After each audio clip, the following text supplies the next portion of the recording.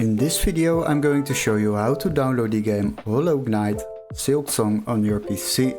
So what we will do, open our Google browser, and before we start I would like to ask you to subscribe to the channel and like the video to support us. The next step is open your Google browser, and now we will search up this game quickly at Steam, and then we will continue to another website to download this game. So quickly go to the Steam website, don't waste too much time on this, and quickly search up this game, Hollow Knight Silksong.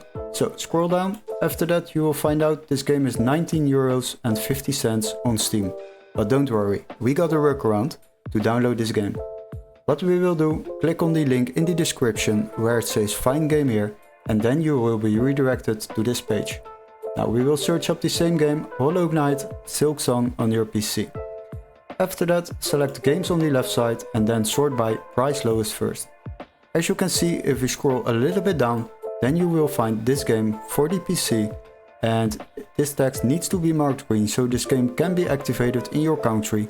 After that, select the game and then we will proceed.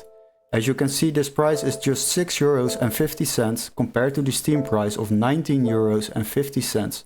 This will save you a lot of money while downloading games.